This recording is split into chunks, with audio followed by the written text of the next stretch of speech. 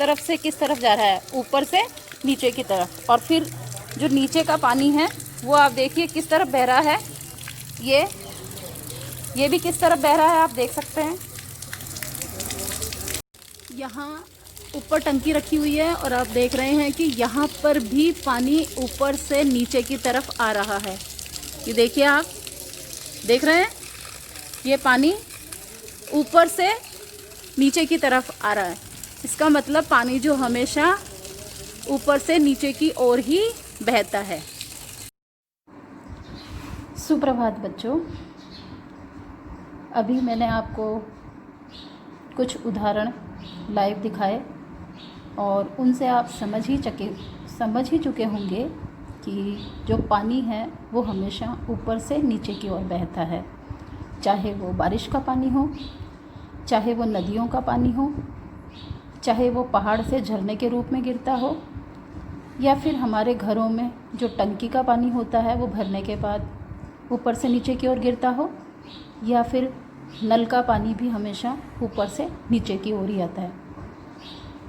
तो आज हम आपका पाठ 10 जल ऊपर से नीचे की ओर पढ़ रहे हैं। जैसा कि आप जानते ही हैं कि पानी हमारे जीवन के लिए बहुत उपयोगी है और पानी के बिना हमारा जीवन असंभव है।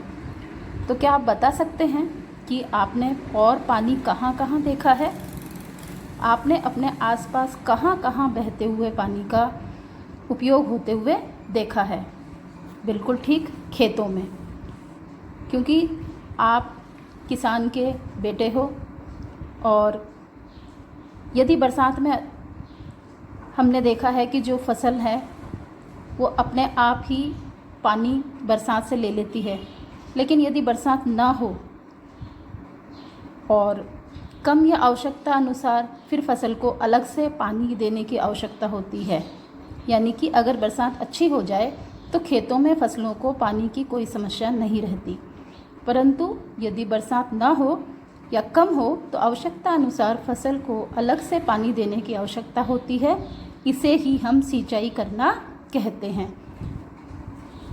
अच्छा, अब आप बताइए कि ये जो सिंचाई हम करते हैं उसमें हम पानी कहाँ कहाँ से लेते हैं? अगर खेतों में सब जगह पानी बराबर ना पहुँचे तो क्या प्रभाव पड़ेगा? और हम ऐसा क्या करें कि पूरे खेत में पानी आराम से पहुँच जाए? अभी यहाँ आप देख रहे हैं एक किसान है जो खेतों तक पानी पहुँचाने के लिए नालियाँ बना रहा है। पानी वही ऊपर से आ रहा है और फिर चारों तरफ पानी जा भी रहा है। यहाँ आप देखिए, खेत में नलकूप पर मोटर और पाइप से सिंचाई हो रही है और नीचे फव्वारे से सिंचाई हो रही है। तो यही तरीके हैं जिससे हम खेतों में पानी पहुंचा सकते हैं। क्या आप जानते हैं कि कई बार पशुओं का उपयोग करके भी हम खेतों में सिंचाई करते हैं? सिंचाई के किन किन साधनों में बिजली का उपयोग किया जा रहा है? और क्या आप ये बता सकते हैं कि ऐसे कौन कौन से साधन हैं जिससे आसपास के खेतों में सिंचाई होती है? ऊपर के चित्र तो आप देख ही चुके हैं, फव्वारा और नलकूप। फिर हम पानी को ज़मीन के अंदर से निकालने के लिए भी बहुत सारे उपकरणों का प्रयोग करते हैं। हम देखते हैं कि बहुत सारा भूमिगत जल ज़मीन के नीचे होता है, जो कि कुएं और बावड़ी इन्हीं से भरे हुए होते हैं। वे भी गहरे होते हैं और पानी को प्राप्त करने के लिए हमें बहुत सारे उपकरणों की सहायता लेनी पड़ती है, जिससे कि पानी खेतों तक पहुंच सके।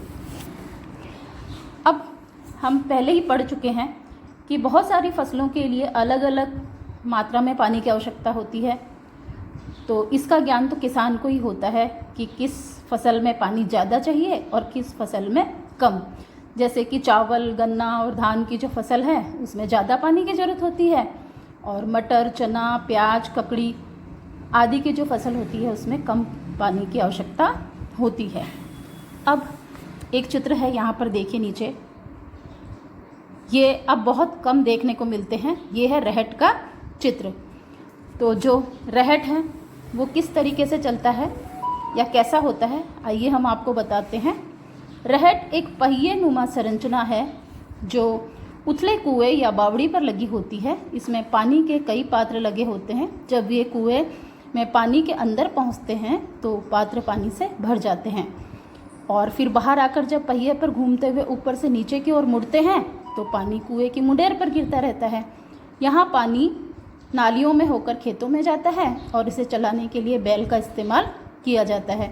यदि बैलों को चलाने के लिए मध्य में गन्ने की मशीन भी लगा दें तो गन्ने का रस भी इसमें आराम से निकल सकता है और घानी लगाने से तेल भी निकाला जा सकता है। इसे कहते हैं एक पंथ और दो काज।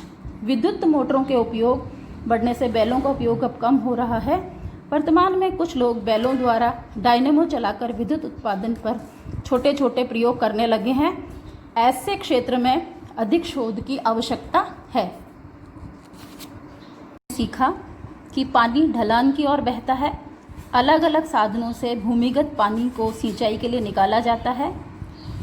अब कुछ प्रश्न हैं जिन्हें आप करेंगे, वो है पानी ऊपर से नीचे की ओर बहता है, पानी की इस विशेषता का उपयोग हम किस तरीके से कर सकते हैं। दूसरा, कुएं से पानी कैसे कैसे निकाला जाता है। और तीसरा, अगर कुएं का जल स्तर नीचे उतर जाए तो रहट से पानी कैसे निकलेगा। चौथा है सिंचाई के कौन कौन से साधन हैं। और पांचवा है आपको एक रहट का चित्र बनाना है जो कि ये है। ये आपको ये वाला चित्र आपको बनाना है। यहाँ पर आप कुछ झरने भी देख रहे हैं जो कि पानी को ऊपर से नीचे की ओर दर्शा रहे हैं। तो कल हम फिर मिलेंगे एक नए लेसन के साथ। धन्यवाद।